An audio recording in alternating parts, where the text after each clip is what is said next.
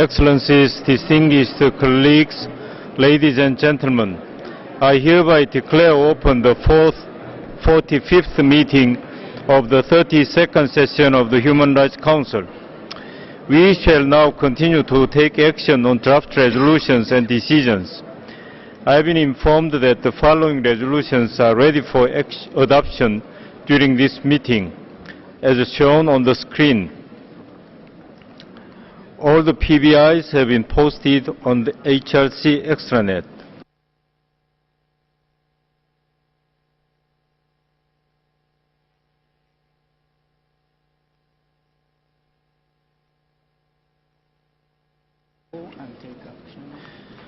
We now move to item 4.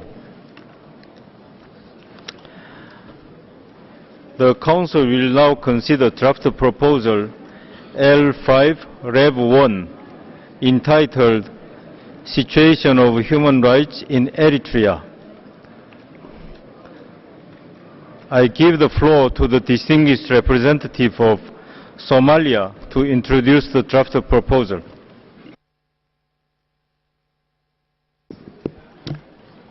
Thank you, Mr. President. It is with honor that Somalia introduces draft resolution 32L5 Rev 1 dated July 1st on the human rights situation in Eritrea under Agenda 4.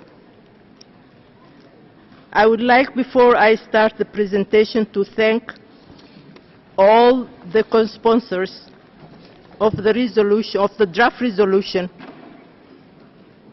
among them Ethiopia, France, Slovenia, Canada, Croatia, Czech Republic, Luxembourg, Montenegro, Romania, Ukraine, United States.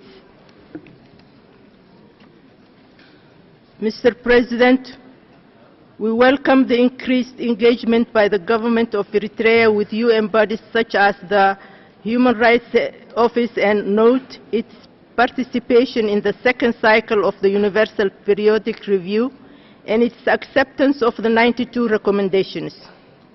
We recognize that the government of Eritrea has taken steps to promote gender equality and the protection and the promotion of the economic and social rights of its people. Mr. President, we welcome with appreciation the second report delivered by the Commission of Inquiry on the human rights situation in Eritrea, which has been both transparent, impartial, and consultative in manner in spite of the practical difficulties encouraged by the Commission, while expressing disappointment that the Commission were not granted access to the country by Eritrean government. Somalia has continuously supported the Eritrean people's rights to a life free of fear and harm. We are therefore deeply disturbed by the Commission's finding of the report that there are reasonable grounds to believe that crimes against humanity have been committed in Eritrea since 1991. We are also deeply concerned that during the course of the Commission's investigation that there have been no improvement to the most critical human rights violation in Eritrea since the first report, coupled with the continued deterioration of the human rights situation in Eritrea. This one again has led to the current draft resolution be tabled with the hope to take appropriate action with regards to accountability, to fully implement the 1997 Constitution, to respect international human rights and human law, and to fully respect the citizens of Eritrea expression of liberty as an inviolable right. Mr. President, we are deeply concerned that the situation of the human rights in Eritrea is a primary factor in Eritreans leaving their country. The Commission also highlighted that there have been an increase in the number of Eritreans that have sought asylum in Europe, more than double than in 2013. This regarding the great risks they encounter in their migration path: abduction, degrading physical and mental abuses, by smugglers and human traffickers are the danger vulnerable Eritreans, young and old, women and children, are exposed to in search for protection. Furthermore, we cannot stand idly by and allow sexual and gender-based violence to persist with impunity. Women and girls as young as 5 years old are subject to rape and acts of sexual violence within the border of Eritrea and beyond. These consequences have led to physical and mental suffering and pain, including post-traumatic stress, unwanted pregnancy, and transmission of sexual diseases. The Commissioner's inquiry highlights that this may constitute as a crime against humanity. We must do more to protect their dignity and well-being. Moreover, the Eritrean authorities continue to implement the shoot-to-kill policy at the Eritrean border, targeting Eritreans leaving their country. There is no basis in the Eritrean Transitional Penal Code which justifies execution for crimes of desertion or absence without leave from the military. That's why we call upon the government of Eritrea to end and to confirm the end of such practice. We remain gravely concerned that the government of Eritrea has not made positive steps to end the indefinite national service in Eritrea. This compulsory practice, which includes young boys and girls as well as the elderly, amounts to forced labor on a national scale. Eritreans are fleeing such a system which is entrenching the global refugee crisis. The continued use of arbitrary arrests and detention of persons, including incommunicado detention, is also a subject of deep concern, and we call upon the government of Eritrea to immediately release all persons illegally detained. We urge the Eritrean government to put an end to the system of national service by effectively demobilizing national service conscripts after completing their mandatory 18-month service, to end the practice of forced labor during and after their services. Furthermore, we call upon the government of Eritrea to implement the recommendations of the Commission's report and investigate promptly all allegations of extrajudicial killings, torture, and other cruel, inhumane, and degrading treatment or punishment, rape, and sexual abuse within the national service, and to bring perpetrators to justice.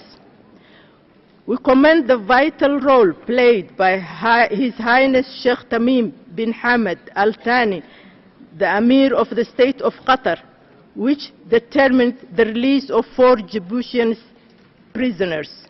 I call on Eritrea to clarify the fate of all political prisoners, including the remaining 13 Djiboutian prisoners of war, and strongly encourage the government to respect its obligations under human rights and international human rights law, and remove any barriers to their families and humanitarian organizations.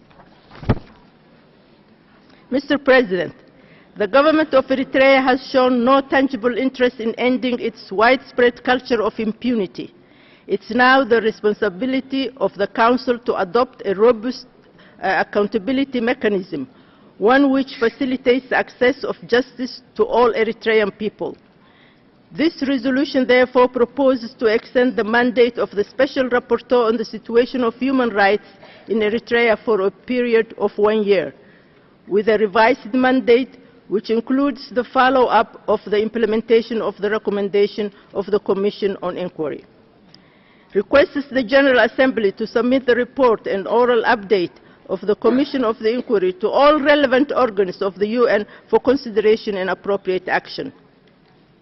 We envisage that the Council fulfills its duty and rises to challenges of dealing with human rights violation in Eritrea in a manner which is fair and equal.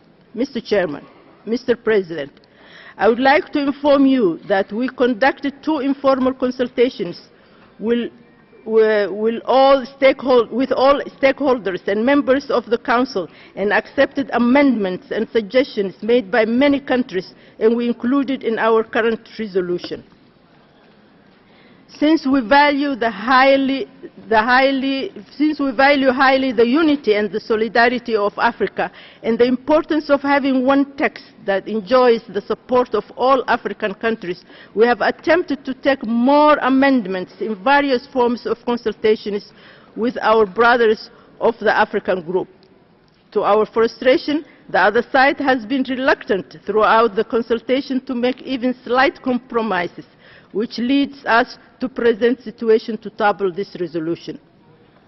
In light of this, we kindly request that all members of the Council adopt this resolution by consensus. I thank you, Mr. President. Thank you very much. You may have noticed that we are not applying speaking time limits during the voting session. Because we felt that we have to give all speakers enough time to present their views ahead of voting. But as you can see in the program of work today, we have a large number of proposals we have yet to act on until the finish of this meeting. And it is most likely that our work will have to continue into late evening. So I'd like to encourage all speakers to be as precise as possible. I have been informed by the Secretariat that there are 11 additional co-sponsors. I now open the floor for members of the Council to make general comments.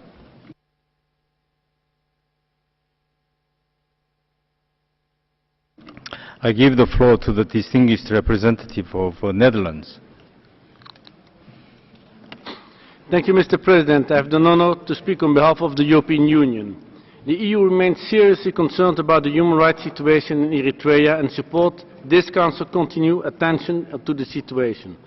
The draft resolution presented by the main sponsor represents a credible response to the very serious report of the Commission of Inquiry.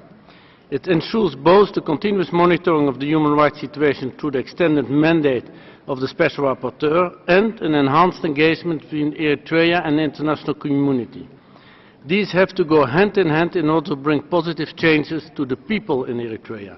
We thank the main sponsor for the transparent and exclusive negotiation process of this resolution, throughout which they have demonstrated a great deal of flexibility and openness to consider all the concerns of all sides. We are particularly appreciative of the direct discussion between the main sponsor and the country concerned on this text, and in this spirit of cooperation and constructive engagement, we call on the delegation of Eritrea to withdraw its own resolution and to cooperate with the Council on the basis of the resolution, including by allowing access to the Special Rapporteur. The EU stands ready to help Eritrea in implementing concrete measures to improve its human rights situation. Thank you, Mr. President. Thank you very much. Is there any other request for the floor?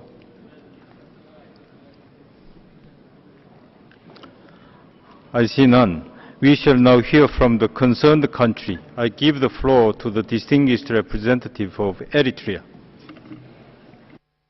Mr. President, Excellencies, today in this Human Rights Council, a grave injustice, yet another in a long train of injustices, is being committed against the human rights of the people of Eritrea. An unfair and unjust resolution, which Eritrea categorically rejects, is being passed precisely at a time when Eritrea is making marked progress in the political, economic, social and cultural spheres, when its regional and international constructive engagement and cooperation is growing. It is a futile attempt, at least by some, to stop or at least slow down this progress. The unjust action that this Council is taking today, and whose seeds were sown 4 years ago, is prompted by the political agenda of the United States and a few of its European allies to ratchet up their harassment of Eritrea.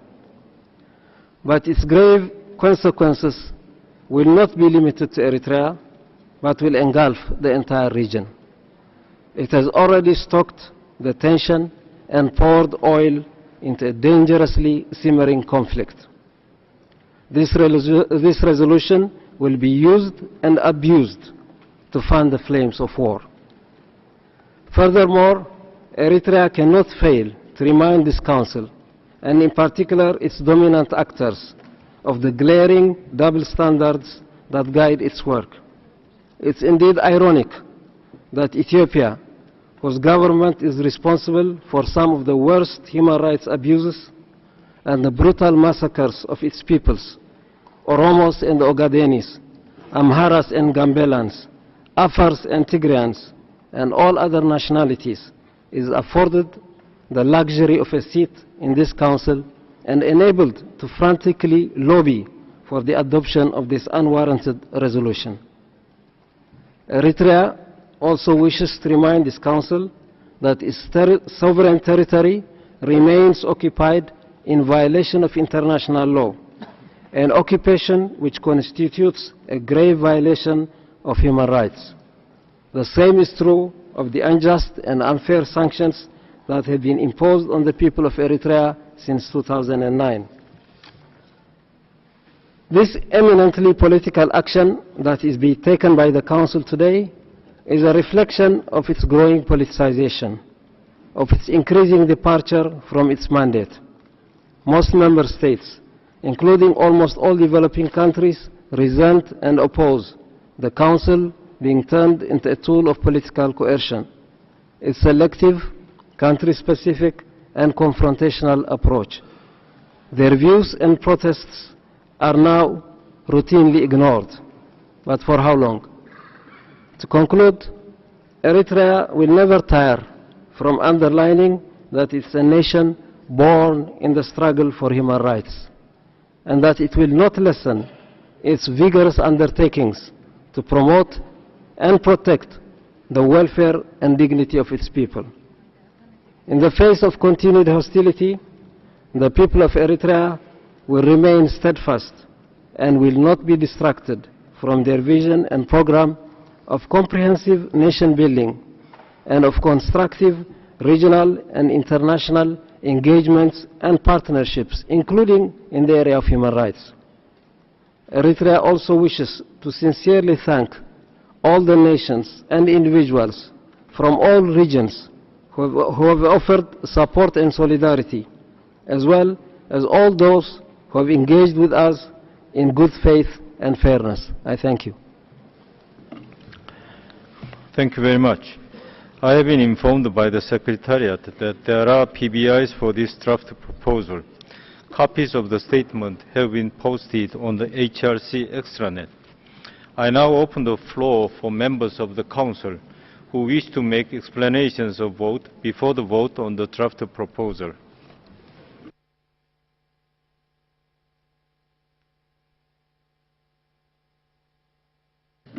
I give the floor to the distinguished representative of the Russian Federation.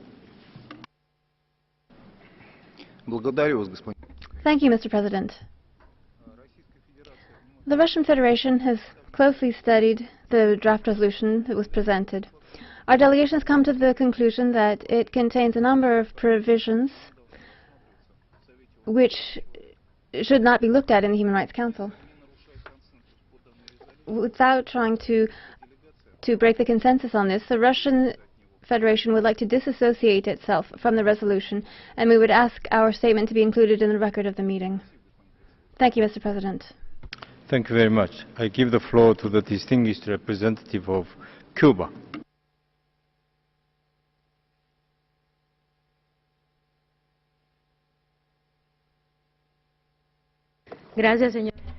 Thank you, Mr. President. Cuba firmly believes that international cooperation, dialogue and respectful exchange between all countries, underpinned by respect for the principles of the UN Charter, is the surest way of meeting the objective of contributing to the achievement of the highest standards for the promotion and protection of human rights. We wish to see all resources exhausted within the context of the Human Rights Council in order to ensure that attention is focused on issues that are a concern of the international community or which may present challenges to one or several countries in terms of an enabling environment for the exercise of all human rights for the entire population. We do not believe that punitive approaches or sanctions can bring us closer to the achievement of such objectives.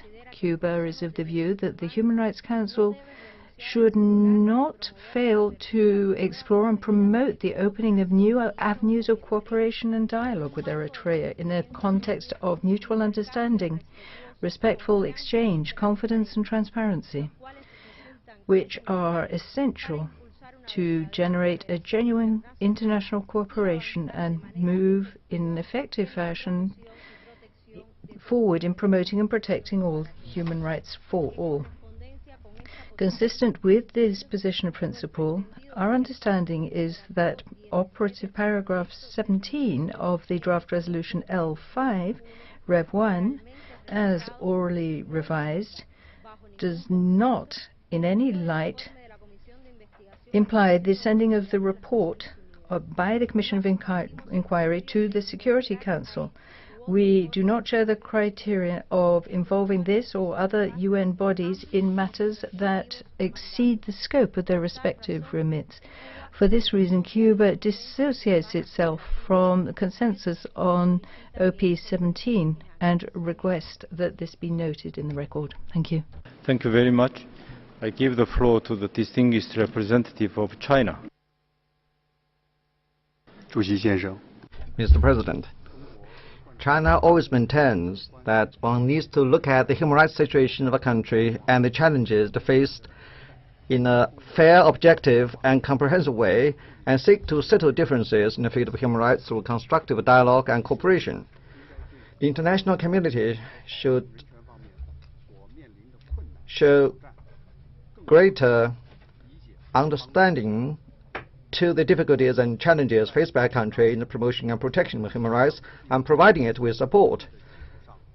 Only after full consultation with the countries concerned and with its full consent can we think about providing technical support and capacity building support. If a country's specific resolution does not enjoy the consent or cooperation of the countries concerned, it will not be helpful for dialogue and search for a solution and will do little to the promotion and protection of human rights. Therefore, my country will disassociate itself from the consensus regarding this draft resolution and would like to request that our position be recorded. Thank you, sir. Thank you very much. The distinguished representative of Bolivia has the floor.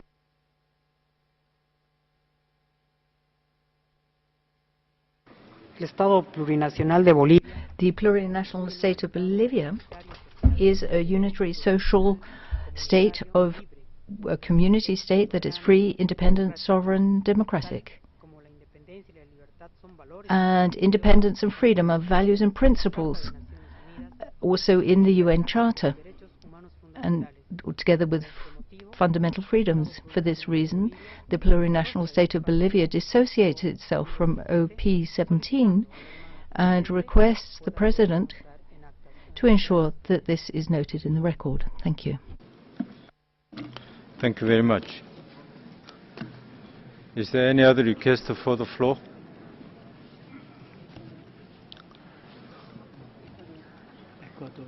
I give the floor to the distinguished representative of Ecuador. Señor Presidente. Thank you, sir. On several occasions, during the visit by our Foreign Minister to the Council a few days or so, we clearly expressed the position of Ecuador to the effect that we're not in agreement with the securitization of the matters under discussion in this chamber. So Ecuador also dissociates itself from paragraph 17 regarding submission of reports by this council to the Security Council. Thank you. Thank you very much.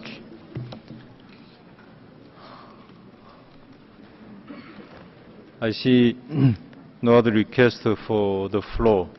We will take note of the statements made, and I'd like to ask whether there is request for a vote.